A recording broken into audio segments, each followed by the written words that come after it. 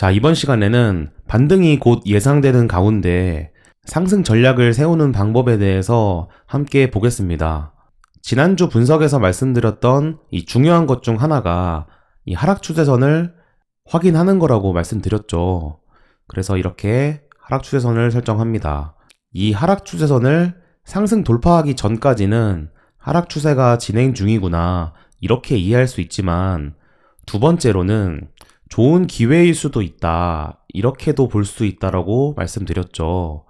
왜냐하면 하락 추세가 진행 중이라는 것은 계속 저점을 만들고 있다는 뜻인데, 추세 반전 신호를 확인할 수 있다면 그때는 곧 좋은 기회가 될 수 있는 자리이기 때문이죠. 이렇게 하락 추세선을 설정하고 지금 하락 파동을 보여주고 있지만, 지난 분석에서 말씀드린 것처럼 저점을 낮추는 이 깊이가 좀 낮아지고 있다고 확인했죠. 이런 점을 확인했을 때는 곧 반등을 보여줄 가능성이 있으며 이런 직전 고점까지 기대해 볼 수 있다. 이런 내용들을 바탕으로 이제 매매 전략을 세워보는 겁니다. 자, 그럼 이렇게 하락 추세선은 일단 설정을 해 놓습니다. 그리고 지지와 저항선을 설정해야 되는데, 우선 지금 만들어진 이 최저점을 이렇게 2차 지지선으로 설정합니다. 2차 지지선은 마지막으로 시장의 이 추세를 결정하는 기준이라고 보시면 됩니다. 그래서 여기서 어떤 모양을 만들지는 확실히 알 수 없지만, 어떤 모양을 만들다가 만약에 2차 지지선을 하락 돌파했다. 그렇다면 우리가 추세 반전을 기대했던 이 내용들에 대해서 무효화를 해야 된다는 뜻이죠. 반대로 이 구간을 계속 지킬 수 있다면 이 구간부터는 상승 가능성을 확인하자. 그렇게 전략을 세우는 겁니다. 그렇다면 여기서 2차 지지선을 마지막 기준으로 생각을 하고 이제 1차 지지선을 설정해 보겠습니다. 1차 지지선은 아무래도 단기적인 매물대를 확인하는 게 좋겠죠. 그래서 1시간 봉에서 좀 보면 이런 구간에서 매물대를 만들어 왔습니다. 이런 구간도 있고, 이런 구간에서 이렇게 매물대를 만들어 왔죠. 그래서 여기서 이 겹치는 부분을 한번 생각해 보면 이런 지점이 되겠습니다. 이렇게 1차 지지선이 완성이 됐죠. 자, 다시 설명해 드리면 이제 1차 지지선의 경우는 여기서 움직이다가 이 구간에 도달할 가능성을 생각해 봤을 때 첫 번째로 매수할 만한 구간이다. 이렇게 볼 수 있는 것이고, 그 이후에도 어떤 모양을 만들 텐데, 만약에 이렇게 실패를 하는 모양이 나올 수도 있겠죠. 이런 하락 추세선을 상승 돌파할 가능성을 기대하고 있었는데, 돌파했다가 뭐 빠르게 하락 돌파한다거나 이런 식으로 속임수를 주게 되면 그 시장 참여자들의 실망으로 인해서 다시 하락이 시작될 수 있거든요. 그렇다면 다시 한번 2차 지지선을 건드리게 될 텐데, 건드릴 때 반등을 보여줄 수도 있고 아니면 그대로 하락할 수도 있습니다.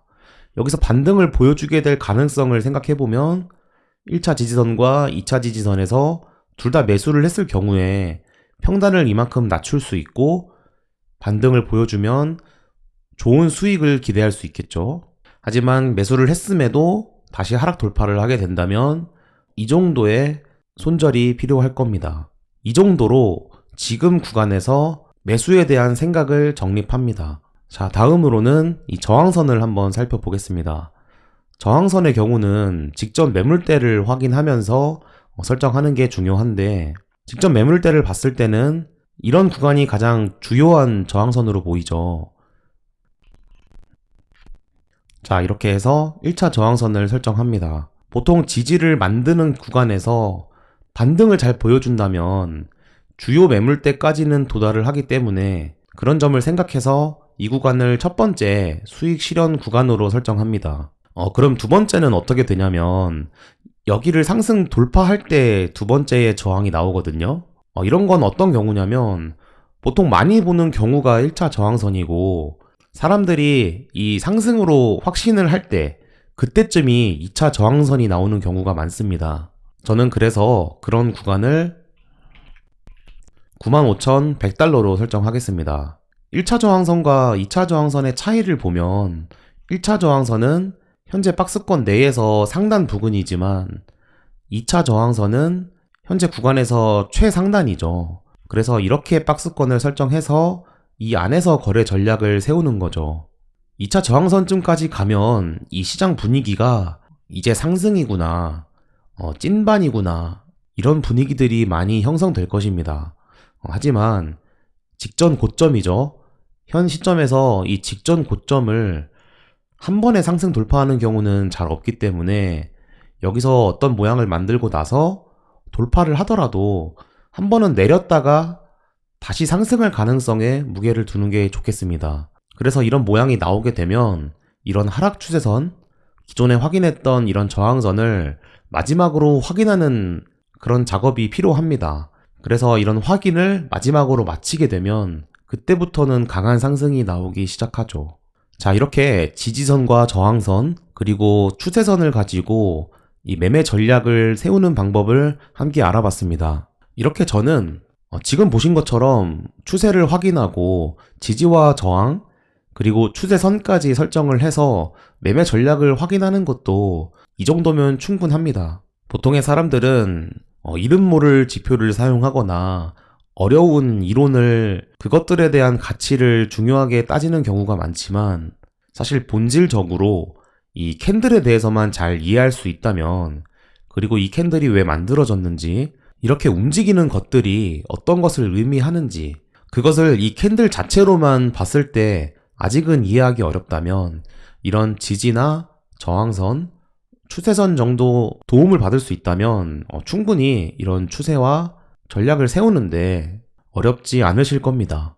자, 이렇게 해서 제가 지금 생각하는 이 시장에 대한 추세와 전략을 알아봤습니다. 지금 이렇게 제가 전략을 세웠지만 시장을 좀 더 보면서 저도 진입을 고려할 예정입니다. 이번 3월 들어서부터는 저도 거래를 쉬고 있거든요. 2월에는 좀 거래가 어려웠고 좀 손실을 봤었는데 이렇게 큰 하락을 만들어냈잖아요. 그래서 3월부터는 거래를 쉬고 있고, 이제 여기서 어떤 움직임을 만들면서 바닥이라고 볼 수 있는 그림이 만들어지냐, 이런 점들을 확인할 때가 되었다고 생각합니다.